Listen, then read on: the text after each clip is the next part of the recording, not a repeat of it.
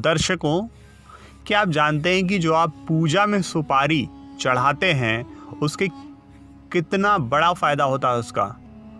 क्या आप जानते हैं कि जब सुपारी की विधिवत पूजा की जाती है तो वह चमत्कारी हो जाती है, और अगर आप इस चमत्कारी सुपारी को हमेशा अपने पास रखते हैं तो जीवन में कभी भी पैसों की तंगी नहीं रहती। तो हम आपको बताएंगे कि ऐसे 10 सटीक उपायों के बारे में आज हम आपको बताने जा रहे हैं, जिसको करने से आपको कभी भी किसी भी समस्या का सामना नहीं करना पड़ेगा। तो दर्शकों, आइए शुरुआत करते हैं सबसे पहले उपाय की। दर्शकों, पूजा की सुपारी पर जनेऊ चढ़ाकर जब पूजा की जाती है तो यह अखंडित सुपारी गौरी गणेश का रूप बन जाती है। इस सुपारी को तिजोरी में रखने पर घर में लक्ष्मी स्थायी रूप से निवास करने लगती है और इससे सौभाग्य आने लगता है।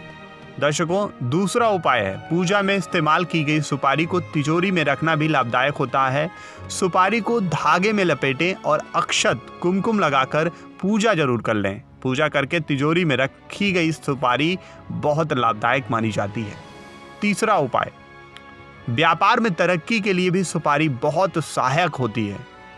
माना तो ये भी जाता है कि शनिवार के रात पीपल के पेड़ की पूजा करके सुपारी और उसके साथ ₹1 का सिक्का रखें। अगले दिन उस पेड़ का पत्ता तोड़कर लाएं और उस पर सुपारी रखें।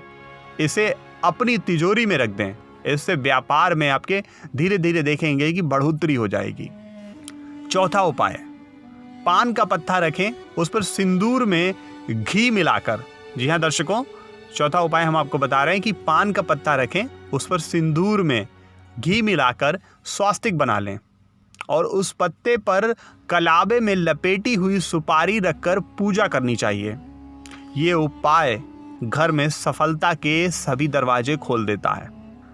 पांचवा उपाय, अगर आपका कोई काम बनते बनते रह जाता है या आपको किसी कार्य में लगातार असफलता मिल रही है तो जब भी उस कार्य को करने जाएं तो एक लौंग और सुपारी अपने पास रख लिया करें।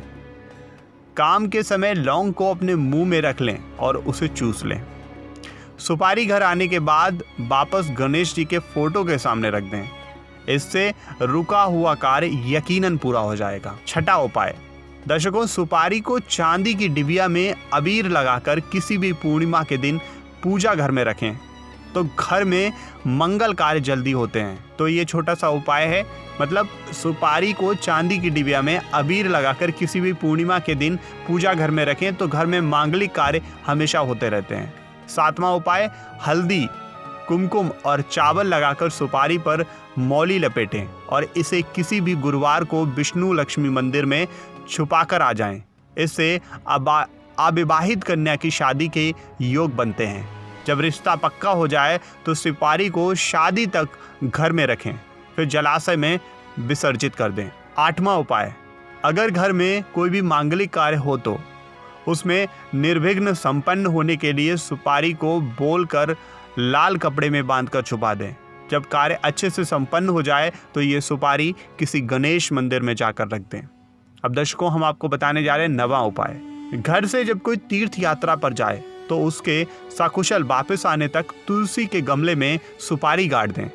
आने पर उसे धोकर किसी मंदिर में चढ़ा दें। और आखिरी उपाय, सुपारी को 7 बार अपने ऊपर से उतारकर हवन कुंड में डालने से हर तरह की अलावरा दूर हो जाती है। मतलब हर तरह के ऊपरी साये से आप मुक्त हो जाएंगे अगर आप सुपारी को 7 बार अपने ऊपर से उतार कर हवन कुंड में डाल देंगे। तो दर्शकों, कैसी लगी आपको हमारी वीडियो कमेंट करके ज़रूर बताएं। नेक्स्ट 9 स्पिरिचुअल को लाइक कीजिए, सब्सक्राइब कीजिए। नेक्स्ट 9 स्पिरिचुअल से रजत की रिपोर्ट।